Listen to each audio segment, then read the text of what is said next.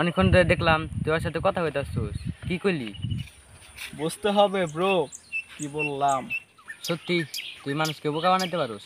বোকা না তো, জাস্ট বিনোদন দিলাম।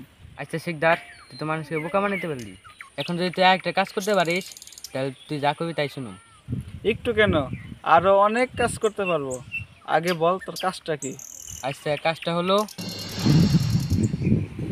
ভাই তোর জন্য খুশির একটা সংবাদ আছে রে।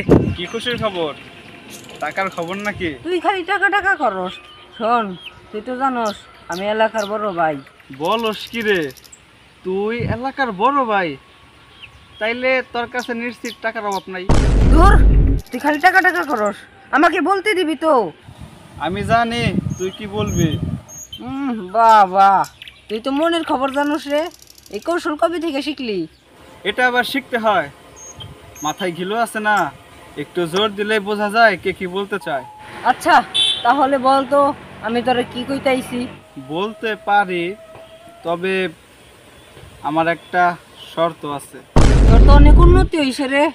আচ্ছা, আমার মনের খবর যদি তুই কইতে পারস তাহলে আমি তোর শর্তে রাজি ভাই। আচ্ছা, শর্তটা হইল তুই যা পাবি তার অর্ধেক ভাগ আমাকে দিতে হবে। আমি যেটা বলতে আইছি ভাই কি সত্যি এইটা জানে? তাহলে ভাগ চাইতে আইছে কেন? কিরে, চুপ হয়ে গেলি কেন? মানে ঠিক আছে, যা সত্যি হইলে দিব। বল তো কি সেই কথা? শোন, তুই এখন আমারে বলতে আইছস তোর কাছে অনেক টাকা। আইছে আমার মনের খবর আলা, তাইতে আবার মাথায় গিলু আছে। ইয়েস ব্রাদার, একটু বুদ্ধি খাটাইলেই হয়। তুমি এই বুদ্ধি নিয়ে মানুষের সামনে বেরোও কেমনে? বুঝতে হবে, এটা যে সে বুদ্ধি না, আমার বুদ্ধি। আমার হইছে, তোমার বুদ্ধি দিয়ে আমার খুশির খবর বলতে পারো নাই।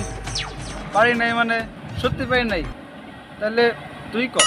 শোন, আমি অসিনপুরের বড় ভাই, তাই আমি বড় ভাই হিসাবে কেউ সম্মান দিতে চাই না, তাই আমি বড় হওয়ার জন্য কলিকাতা হারবাল আনতে দিছি। এটা কোনো খুশির খবর হলো নাকি? এই কথা, আমি তো ভাবছিলাম যে তুই কোনো টাকার খবর দিবি আমারে। কি যে খুশি খুশি লাগতাছে রে, আমার সবাই বড় ভাই হিসাবে সম্মান দেবে। দেখা যাবে, আগে হারবাল খেয়ে বড় হ, তারপর সম্মানের চিন্তা কর। ভাই তুই আমার বড় ভাই, দোয়া করিস তুই আমারে বড় ভাই হিসাবে তোর সম্মান দিতে হইব না। শোন, তুই বললেও আমি তোকে বড় ভাই হিসেবে সম্মান করব না। আমি তোকে সম্মান দিতে বলবো না, দোয়া করিস ভাই, তাই হবে। যা যা, আগে বড় হ, আমি বাসি না টাকার চিন্তায়। আল্লাহ, ও আল্লাহ, বেশি না আল্লাহ, 1 বস্তা টাকা দাও, 1 বস্তা টাকা দাও আল্লাহ।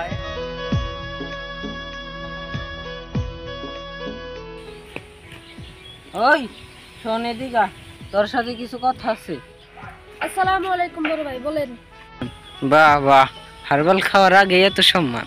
ও বড় ভাই, শোন, তোর কারণে আজকে আমি অনেক খুশি। আমার জন্য মানে আমি এমন কি করলাম? শোন, তুই যদি ওই দিনকে সত্যি কথা না বলতি তাহলে আমি আজকে এত খুশি হইতাম না। কি যে করলাম, বেদবি করলাম নাকি আল্লাহ জানে। আরে তোর মনে নাই, ওই যে প্রথম দিন তোর আমি প্রশ্ন করছিলাম? আপনাকে তো ছোট বলছিলাম ভাই, আমারে মাফ করে দিয়েন ভাই, আমার ভুল হয়ে গেছে ভাই, আর করবো না ভাই। আরে মাফ করবো মানে? মাফ না করলে কি আর করার, যা শাস্তি নেবেন তাই। আচ্ছা, এতবার যখন বলতাছস তাহলে দিতেই হয়। এতবার আর কই কইলাম, মাত্র একবার বলছি। এত শখ করে যখন শাস্তি নিতেই চাস তাহলে দিতেই হবে। ভাই তাহলে আমার কি শাস্তি প্রাপ্য? তোর শাস্তি হলো, ও আগে আমার কথার উত্তর দে। কি উত্তর দিব, প্রশ্ন করেন। তোকে প্রশ্ন করতে আমার ভয়ই লাগে। কেন? তুই যে উত্তর দিছিলি আমি তো পুরা ভয়ই পাইছিলাম। আচ্ছা ভাই তাড়াতাড়ি করেন, আমি আবার গ্রামে চলে যাব। তুই এই অসিনপুরে আইছিলি কিসের জন্য? বড় ভাই আইছিলাম একটা কাজের জন্য বন্ধুর কাছে, তা বন্ধুরই পাই নাই। আচ্ছা, তুই থাকস কোন গ্রামে? আমি থাকি ভাই ওই পাশের গ্রামে আজিমপুর। আচ্ছা আমি যদি তোর কোনো কাজ দিই তুই করবি? হ্যাঁ ভাই, দিলে তো ভালোই হয়।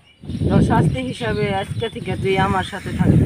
আচ্ছা ঠিক আছে ভাই, তাহলে আমি গ্রাম থেকে একবার আমার ভাইয়ের কাছে বলে আসি। আচ্ছা যা, তাড়াতাড়ি আসিস। ভাই সালাম আলাইকুম। ওয়ালাইকুম আসসালাম।